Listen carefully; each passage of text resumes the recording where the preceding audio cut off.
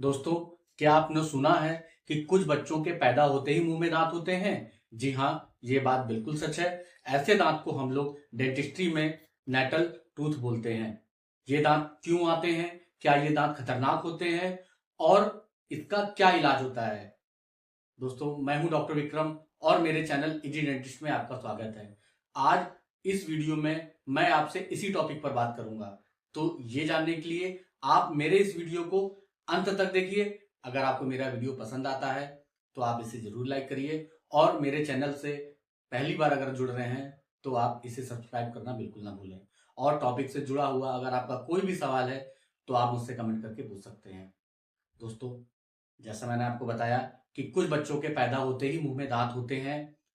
ऐसे दांत को हम लोग डेंटिस्ट्री में नेटल टूथ बोलते हैं।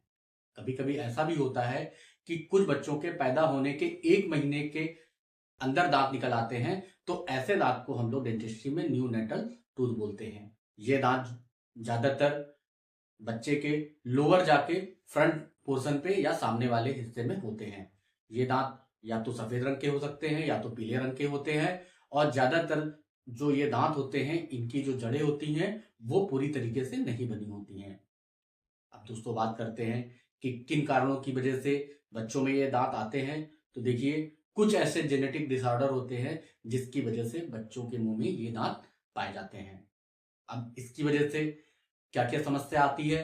तो देखिए, सबसे बड़ी समस्या बच्चे में ये होती है कि बच्चा ढंग से ब्रेस्ट फीडिंग नहीं कर पाता है।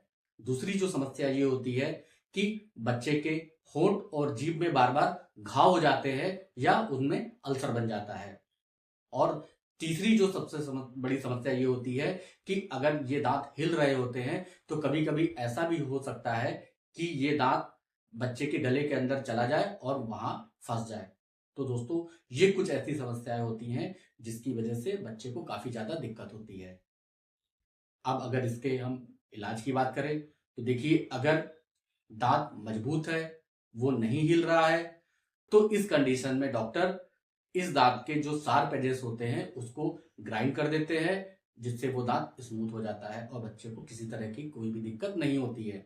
अगर मान लीजिए ये दांत हिल रहा है और हो सकता है कि वो दांत बच्चे के गले के अंदर जाकर के फंस जाए, तब इस दांत को निकलवाना ही बेटर ऑप्शन होता है।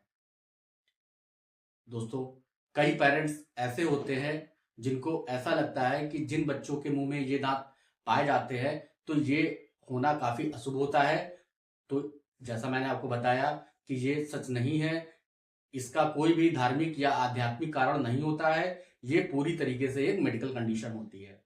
और दोस्तों, कई पेरेंट्स ऐसे भी होते हैं जिनको ऐसा लगता है कि जिन बच्चों में ये दांत पाया जाता है उससे उनका जो हेल्थ होता है वो काफी ज्यादा खराब होता है। तो ये बात भी बिल्कुल सच नहीं है।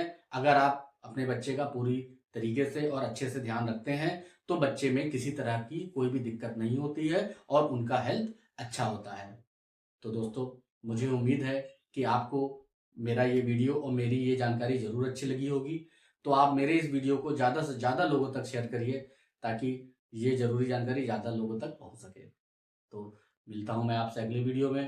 तब तक आप स्वस्थ रहिए और मुस्कुराते रहिए।